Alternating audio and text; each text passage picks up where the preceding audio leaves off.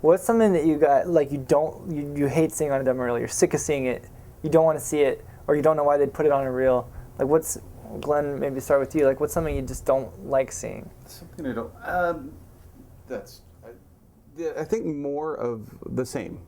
The idea, like 4 or 5 dialogue shots in a row, and sort of like getting back to what I said about variety, I'll break it down into various categories.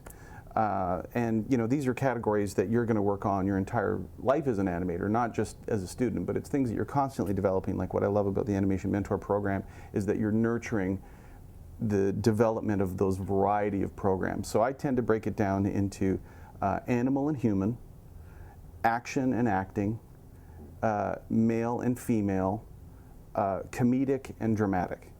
So within that, there's like the pretty broad spectrum, But if you're incorporating a lot of those elements into your reel, you're pretty much saying to whoever is you want to get hired by, like, wow, this guy can do anything. This guy or girl can animate a lion. They can, whatever I throw at them, they can do a comedic moment. They can do a dramatic moment. They can handle male or female. If you can animate something in those components, show the versatility. I think that's going to get you so far ahead of where a lot of the other reels are.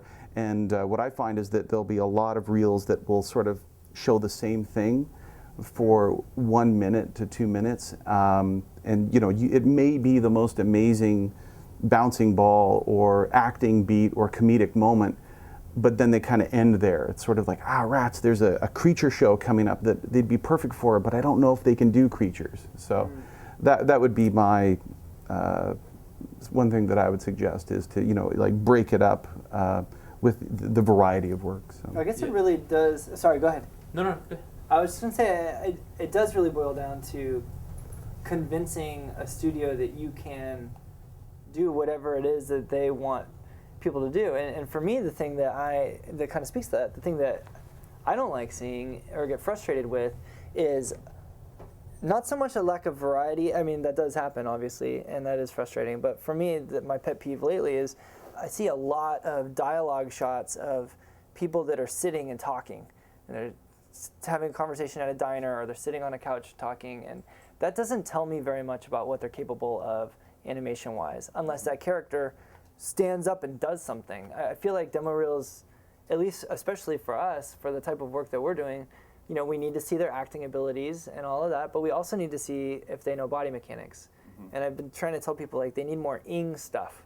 Walking, punching, kicking, throwing, dying, whatever ends in ing, do a few ing things and put it on the demo reel, and don't just have everybody sitting around talking, because that's not particularly difficult, and it's not really showing if you know how to make somebody get up and walk over to the other side of the room, which can be a lot harder. Another interesting aspect, to your point, is that you'll have these scenes. A lot of animators, their dream is to work at Pixar.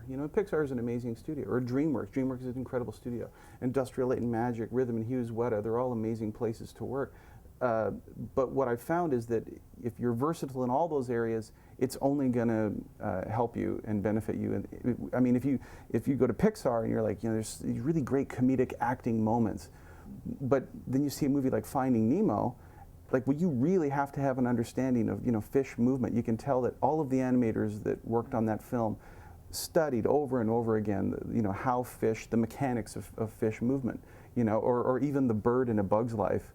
Even though it was this big gigantic monster compared to the size of the bugs, the bird itself, you could tell that the animators had studied the movements of sparrows. And so it's a cartoony film, but within that, you're framing that action within like an anchor of realism, that you've gone and you've studied nature and you've incorporated that into your work. So that's only going to make your reel stronger overall.